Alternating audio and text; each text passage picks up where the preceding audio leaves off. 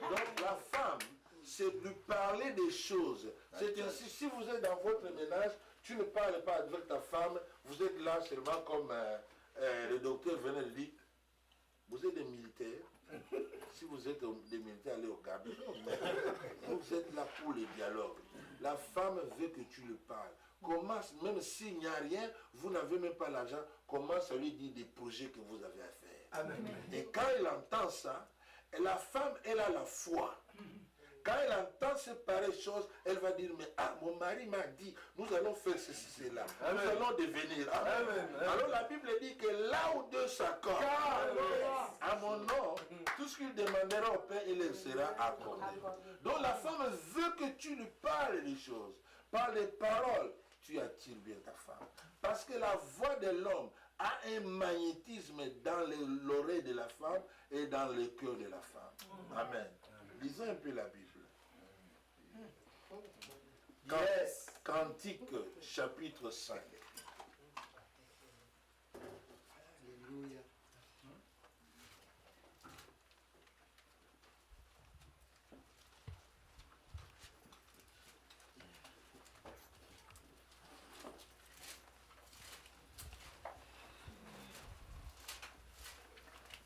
Cantique chapitre 5, si nous pouvons lire verset 2. J'étais endormi, mais mon cœur veillait. C'est la voix de mon bien-aimé qui frappe. Ouvre-moi, ma soeur, mon ami, ma colombe, ma parfaite, car ma tête est couverte de rosée. Mes boucles sont pleines de gouttes de la nuit. Amen. Amen. Il dit que j'étais endormi. Elle dormait, mais elle ne dormait pas. Hello. Elle dormait, mais elle ne dormait pas. Parce qu'il y a une voix qui parlait. Et cette voix, quand elle parlait, ça ne pouvait pas les laisser dormir. Et quand cette voix-là parle, on doit répondre. On doit agir. C'est ainsi, beaucoup de hommes ont des problèmes avec leurs femmes parce qu'ils ne savent pas d'abord comment parler à leurs femmes. Il faut savoir parler à ta femme. Et c'est très important. Quand tu parles bien à ta femme, tu l'as déjà gagné. Amen. Et tu vas résoudre beaucoup de problèmes dans ton ménage. Mais si tu ne peux pas bien parler à ta femme, donc elle va se poser des questions. Elle dit, mais est-ce que d'abord il m'aime ou il ne m'aime pas? Pourquoi? S'il m'aimait, il allait me dire. Souvent, quand je suis avec mon fils Papy, avec Monique, parfois je me mets à rire. Amen. Amen. Parce que Monique aime que Papy lui parle. Chérie, dis-moi quelque chose. Amen. Amen. Dis-moi quelque chose. Parce qu'il ne faut pas permettre qu'une autre personne vienne lui parler. Si l'autre personne vient lui parler, ça sert le serpent. Amen. Amen. Évite que le serpent vienne parler à ta femme. Amen. La femme a besoin de ta voix. Amen. Quand elle écoute ta voix, elle est contente. Amen. Tu sors dehors tout au long de la journée, appelle ta femme même 10 fois. Yes. Amen. Hello. Quand elle va entendre cette voix-là, elle sera très... Moi, je suis arrivé depuis hier. On est parti directement à l'église, on a veillé à l'église. À l'église, je ne pouvais pas prendre le téléphone. Le matin, on est sorti, on est parti baptisé, on est rentré fatigué. Mais quand j'ai ouvert mon portable, mais c'est plein. Parce que la voix n'a pas encore parlé. La voix n'a pas encore parlé. Il faut que cette voix parle. Alléluia. Ça, c'est la femme, c'est qu'elle aime en premier lieu. Yes. Si tu peux dire Amen. Amen. Si tu peux dire Amen. Amen. Alors, l'homme, par contre, pour la femme, l'homme aime regarder. L'homme aime la femme par la vue. Hello. L'homme aime la femme par la vue. Donc, toi, la femme, tu dois tout faire pour que quand ton mari va te regarder, qui voit qu'il a une belle fleur. Amen. Hello. Il a une belle fleur. Et si la fleur commence à se faner, si la fleur ne peut pas devenir fleur, les problèmes commencent à monter. Hello. Il y a des autres femmes, parce qu'ils se sont mariés, il reste avec son mari à la maison. Le mari, parce qu'ils sont déjà mariés, même les cheveux, elle n'arrange plus. Elle va commencer et reste là, et met l'habit n'importe comment. Quand le mari le regarde, il n'y a rien qui lui attire. Alors, les problèmes vont commencer. Et quand l'un les attire encore chez lui, il va commencer à admirer. Quand il va commencer à admirer les autres, les dangers arrivent. Votre mélange est dans le danger. Donc évitez. C'est ainsi la femme est une fleur. Si vous lisez dans les livres des cantiques, vous allez voir que l'homme, lui, il est tenté d'admirer sa femme. Oh, tu as un cou. Ton cou, c'est comme... Donc, ta face, ta peau. Tu vois, c'est des... Donc, quand tu vois ta femme, c'est comme une fleur. Tu dois admirer cette fleur-là. Et quand tu ne peux pas admirer cette fleur-là, c'est difficile que tu puisses t'attacher réellement à cette femme-là. Si tu peux dire Amen. Amen. Donc, la femme a besoin d'entendre une voix qui lui parle. Et qui lui parle de l'amour. Et l'homme veut voir quelque chose de meilleur. Ce qui l'a intéressé en toi. Donc tu dois aussi arriver à poser des questions à ta femme ou à ton mari. Mais pourquoi tu m'as aimé? Hello? Pourquoi tu m'as aimé? C'est parce qu'il y a quelque chose de précieux en toi qui l'a attiré. Et quand tu commences à négliger cette chose-là, tu as des problèmes avec cet homme. Amen. Hello? Tu as des problèmes avec cet homme-là. Donc, ça c'est quelque chose de très très important que tu dois savoir. J'avais reçu une femme dans mon bureau et elle avait des problèmes avec son mari. Son mari était parti, il l'a abandonné et il a pris une autre femme. Et puis la femme se plaignait, elle allait pleurer partout. Mon mari m'a abandonné, mon mari m'a fui, ainsi de suite.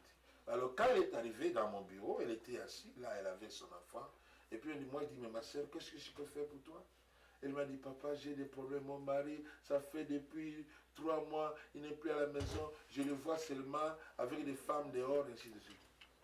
Quand je l'ai regardée, déjà dans mon bureau, quand elle était assise, elle a enlevé sa main, elle a commencé à faire téter l'enfant. Elle me parlait, j'ai dit, mais mais qu'est-ce qui peut attirer ce femme? Et les cheveux étaient là en désordre, la blouse, je ne sais même pas comment la décrire. Alors qu'est-ce que j'ai dit à la soeur? J'ai dit, maman, tu sais ton problème, je vais te donner un remède.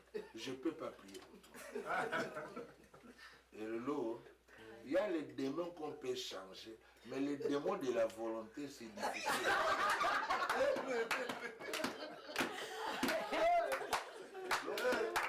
Alors, j'ai dit à cette femme-là, moi, je n'ai pas un remède. Je te donne ces livres. Va lire ces livres. Quand tu vas finir de lire ces livres, tu viens me voir. Hello? Quand cette femme a pris ses livres, elle est partie lire les livres, elle est revenue après 2 semaines. Elle est entrée dans mon bureau, on a dit bon, parce qu'il faut faire l'audience. Elle a fait l'audience, elle dit bon, et cette femme l'a pris. Je ne connaissais même plus son nom, plus parce que comprenez la situation que j'avais vue en face. Amen. Je n'avais même pas retenu son nom. Alors, quand elle est entrée dans mon bureau, j'ai dit oui, ma soeur, qu'est-ce que je peux faire pour toi? Elle me dit, oh, papa, tu ne me reconnais plus. Je dis, mais toi, c'est qui? Hello? Toi, c'est qui? C'est là où elle me dit que j'étais venu, mon mari m'a dit, oh bon, mais ma soeur, tu as changé. Alléluia. Tu as changé. Il dit, papa, je t'ai apporté de très bonnes nouvelles. Un très bon témoignage. Je dis, quel témoignage? C'est là elle me dit quand tu m'as donné ces livres, je me suis interné dans ma maison. J'ai lu ces livres et en lisant, j'ai compris que les problèmes de mon mari, c'était moi. Je me suis délaissé. Et là où tu as parlé, il faut faire la cour à ton mari. Yes. Quand j'ai lu ce chapitre, il faut faire la cour à ton mari. Tous les jours, je me suis appliqué. Et quand je me suis appliqué, les jours-là, je suis allé au marché et de loin, j'ai vu un homme qui me contemplait. Et j'ai vu que c'était mon mari. Il était accompagné d'une autre femme. Et quand, plus que je m'approchais, j'ai dit, mais je dois m'approcher. Et quand je m'approchais, elle m'a dit, mais, hé, chérie, mais qu'est-ce que tu vas où? Il m'avait fait le marché, dit, mais il s'est approché, il m'a embrassé, et nous avons fait route ensemble. Et quand il est rentré à la maison, il a trouvé que j'avais changé tous les dispositifs de la maison.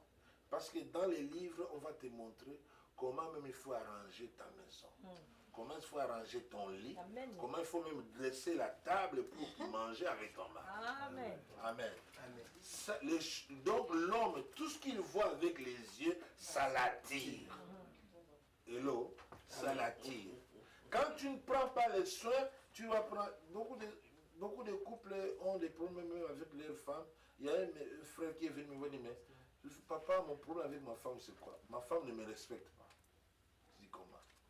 Il dit, mais à la maison, chaque jour, quand ma femme dresse la table, elle met les semours sur un plat, elle met le pondou là-bas, et puis l'autre plat, elle a mis par exemple, la viande ou le poisson, et puis avec un bol d'eau, et puis elle me dit, mange.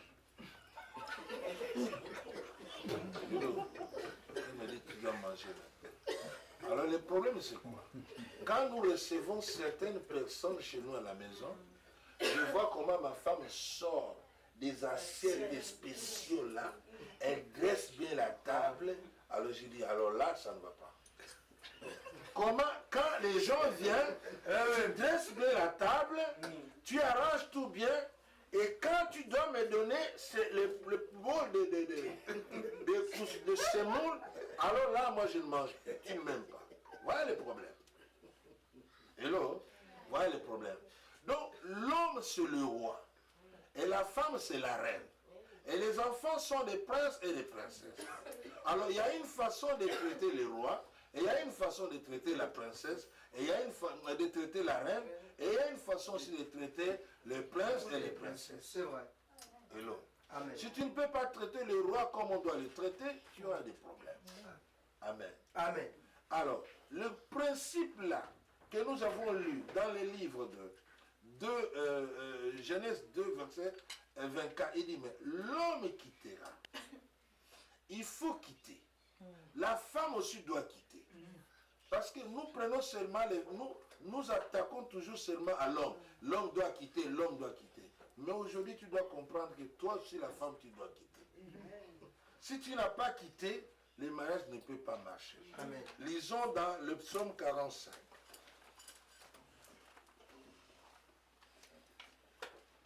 Psaume 45.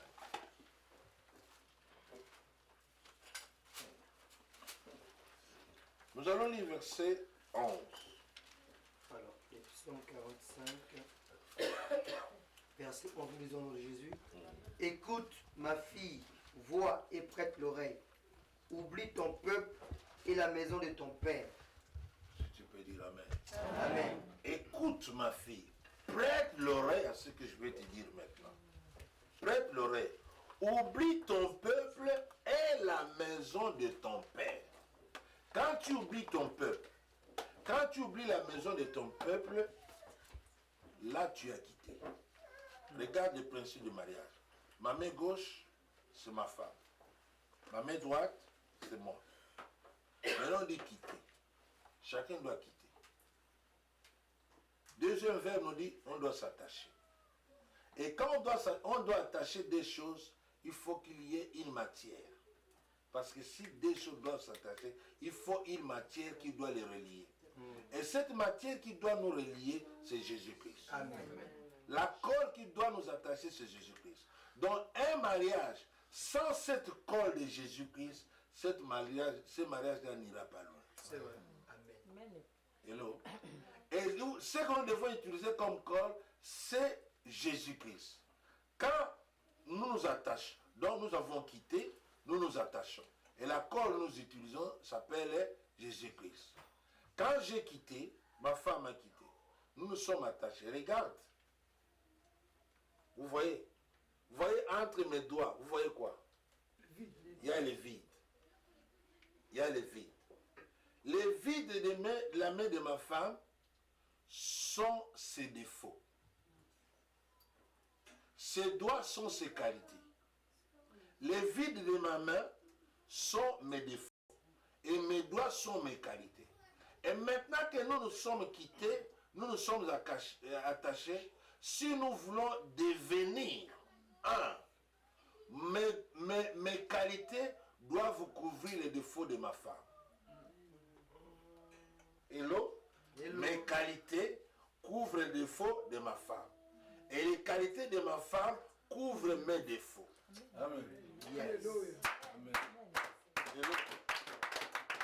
Quand nous couvrons les défauts, nous sommes maintenant devenus. Nous sommes devenus. Quand je prends ma main dans cette position-là, si je frappe fort sur cette table, je vais la casser. Mais si je prends seulement une seule main, je tape très fort, ma main va se casser. C'est vrai. Amen. Amen. Amen. Ma main va se casser. Amen. Alors, pourquoi nous avons des problèmes? Parce que nous ne sommes pas réellement devenus. Et comme nous ne sommes pas devenus, nous aurons des problèmes dans notre mariage. Il faut tout faire que nous devenons. Parce que si nous sommes devenus maintenant, la colle de Jésus-Christ nous a attachés. Donc, si ma femme veut se détacher, il faut qu'elle accepte l'opération. Hello? Il faut l'opération. Et quand on va commencer à opérer, elle va crier. Aïe! Au lieu que ça me fasse dire, mais... Hello? Parce qu'elle va crier, moi aussi je vais crier. Elle dit non. Mes mains risquent même de se déformer. Et mes mains risquent même de se déformer. Alors pour éviter d'autres infirmités, restons. Alléluia. Amen. Là on est devenu. Et c'est ça le grand secret dans le mariage. Si vous lisez dans la Bible, il y a une femme qui a quitté. Disons un peu, dans les livres de Ruth.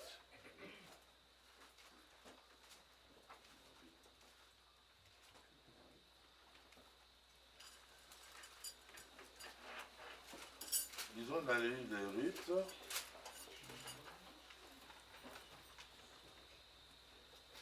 Ruth chapitre 1. Disons versets 16 à 17. Lisons Ruth chapitre 1, verset 16 à 17. Au nom de Jésus. Ruth 1, 16, 17. Ruth répondit, ne me presse pas de te laisser, de retourner loin de toi. Où tu iras, j'irai. Où tu demeureras, je demeurerai. Ton peuple sera mon peuple, et ton Dieu sera mon Dieu. Où tu mourras, je mourrai, et j'y serai enterré. Que l'Éternel me traite dans toute sa rigueur, si autre chose que la mort vienne à me séparer de toi. Si tu peux dire Amen. Amen. Que l'Éternel me traite dans toute sa rigueur, si je ne peux pas honorer cet engagement. Il dit, là où tu iras, j'irai avec toi. Ton Dieu sera mon Dieu. Là où tu mourras, je mourrai avec toi. Là où on t'enterrera, on va m'enterrer avec toi. C'est ça un principe spécial dans le mariage. Mais aujourd'hui, nous voyons que dans le mariage, on n'a pas le même Dieu. Si on n'a pas le même Dieu, donc ce principe est déjà faussé. Cette femme moabite, elle était d'une tribu de malédiction. Elle était une tribu de malédiction. Elle dit, mais il faut que je quitte la malédiction pour entrer dans la bénédiction. Et quitter la malédiction de son pays, il fallait s'attacher à un peuple qui est béni. Amen. Et ce peuple qui est béni, c'était Israël. Alléluia. Quand elle est venue en Israël, elle a vu que c'était un peuple béni de Dieu. Amen. Amen. Je dois chercher à m'attacher avec la personne qui est bénie. Amen, amen, amen. La Amen. bénédiction, ce n'est pas seulement la bénédiction matérielle, la bénédiction financière. La bénédiction, c'est celui qui est dans la destinée et dans le plan de Dieu. Amen. Hello. Hello. C'est qui a l'amour, qui n'a pas l'amour. Qui aime l'autre et qui n'aime pas l'autre.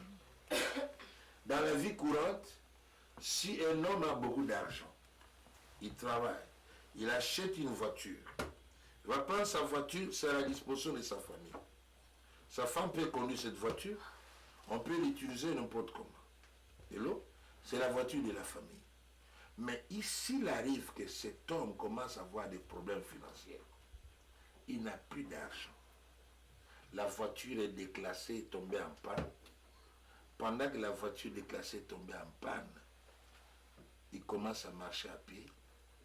Dieu change un peu, teste un peu, éprouve un peu la femme. Dieu élève la femme. Elle commence à toucher l'argent directement. Quand elle va acheter la voiture, elle ne dira pas que nous avons acheté une voiture.